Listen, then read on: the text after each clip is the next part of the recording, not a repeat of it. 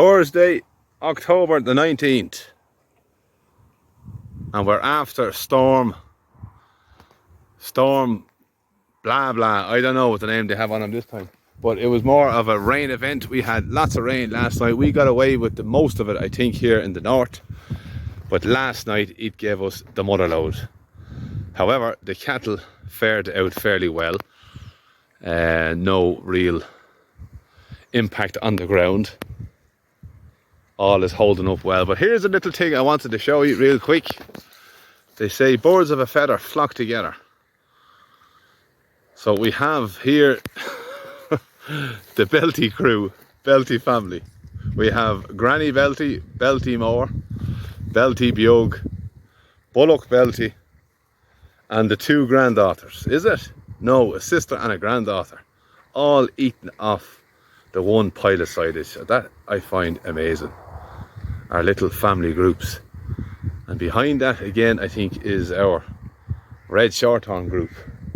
And now that I think of it, we have mother and daughter here also. But this one is the best yet.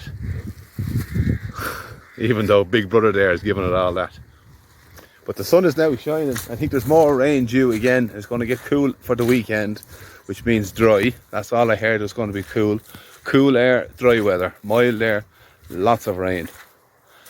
I have them on this place. This is their second night. This will be their second night tonight. So they're on the silage today.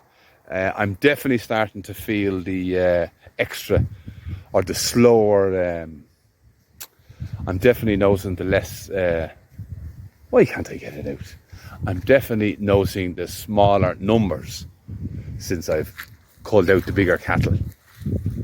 And I'm getting a lot more out of my land. The smaller little areas, and the cows are that more satisfied and they're not giving out to me. So I gave them, as I say, this last night, and they're full looking as I gave them a big trailer load of that lovely silage.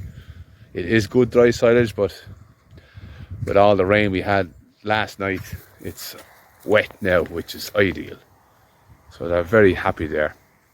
Also, my bull, where is he there, has been on the wrong side of the fence for the last couple of days, and I could not understand what was going on. It was starting to concern me, so much so that I had him earmarked to go, because I couldn't tolerate that. But it turns out, and it's very important, it turns out that my reels in the corner on my strainer posts, let me just show you, down here, I have my quad back. For those of you that didn't see my short, I have my quad back with its lovely new tyres, so I'm winter ready there. But anyhow, what was happening is my reel was leaning up against that steel bar there, and there was no power whatsoever. So I'm after putting in a second corner post, a peg, literally just to hold back the reel. So I put the corner post at an angle, and then I hold it with the plastic, because the plastic is no good at a corner. They just fall over and bend. So I used the steel in the corners, and then the reels were then touching and earthing my whole fence. So the bull got to know that fairly quick, and he was on the wrong side every morning, and it was annoying me a lot, to say the least. But he has manners now. He didn't go out this time round. So another little look at our Galloway family. Are they all still there? Oh no, the little one has been shoved out. They'll be back, but it's amazing how they know each other.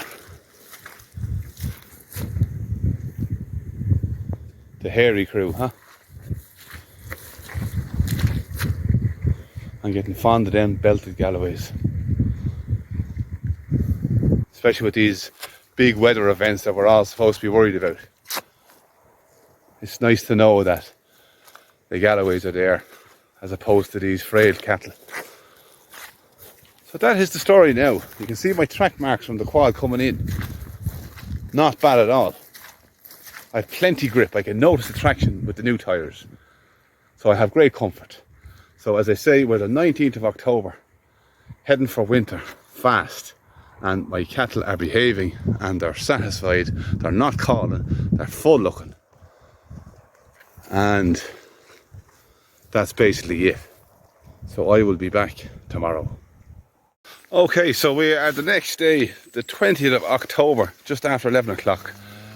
I've left these cattle in on the lower side of this field here, and they're on grass that has kind of been a little bit grazed off already by the calf, so it's not as green looking as it normally would be. Now, having said that, yesterday I may have underestimated storm Babet ever so slightly. Lately I have been kind of taking less, or I've been watching less and less of the mainstream media, the doom and gloom media. So I kind of hear the stories and then I do my little bit of research then afterwards. So I can see now that down in Cork especially is after getting flooded out of it. So you're in our thoughts down in Cork. Hopefully you get the clean up going fairly quick and well and the rain stops. But the rain has landed here again today with us. We had, I think it was a dry enough night, but it's arriving here now as I speak. The funny thing is though, so I've heard about this weather event, this rain event, so I like to do a little bit of research myself. So I was on the internet last night, and basically we're under the influence of La Nino, or El Nino I think it's called. But we have La Nina and El Nino. So it's El Nino that's causing this weather we're getting at the minute. It's originating, or the effect of it originates below in the South Pacific, where we have hot water or cold water, depending on which one it is, going across the ocean, which causes the effects to the ripple effect of the weather across this side of the world. So basically we have El Nino at the minute, which is causing low pressure to be south in Europe. So we have low pressure coming in south of Ireland, which is spinning around, funny enough. That's why we're getting the rain, I suppose, from the east. Normally we get it from the west, but it's coming, circling underneath the country and coming back in on the top into northern Europe and heading back in on the east coast of Ireland. So we're getting rain from the west coming in from the east. That's the funny part about it. So, and lots of it. I'm just trying to think back now in my memory, and I believe that back in 2010 it was one of the coldest winters we had in my lifetime. I think it was after Christmas in 2009, which was the January of 2010. We had a big freeze, minus 15 during the day. And then I think before Christmas, at the end of 2010, we had a big freeze, the same kind of temperatures. And we thought this was going to be the new Ireland. This was the new climate we were having. But we haven't had it since. But there was an El Nino effect that year as well, which meant that low pressure was in southern Europe, which allowed for a high pressure to build over, if I remember correctly, it's over Greenland. And when you have high pressure over the North Atlantic, it allows the polar air to come down further south. Yeah, so that's what I was reading up about last night. So if I remember also back in 2010, Cork flooded that year as well. Now if there's Cork people listening, you might correct me, but I think the west and the south of the country was flooded that year as well. And it suddenly dried up and the big freeze arrived. So I will not be surprised if we get a big freeze this winter. Even though we had a touch of a freeze before winter last year. That was a different effect, I think. Look at, you can get confused if you think about it too much. But it kind of half makes sense to me. So as I say, the cattle are in on this grass. The best of it was kind of picked already with the calves. So I'm going to give them a square of hay because I want to get out of here fast. So I have a square of hay on the back of the quad. And I'll throw it into them now. They can pick and choose. And I'll be back to them in the morning to top them up. So they're going to be on this lower side, which thankfully is dry, even though the rain is coming down. not really heavy. It's coming in pulses. But we're all right. The ground is holding up grand here. Funny enough, now it's the upper side of this field that's the wettest, but it's not coming from rain. It's more of a spring that's causing the problem there. So yeah, I'm gonna get in out of this weather now. So that is the story with the cattle, the weather, and storm Babet.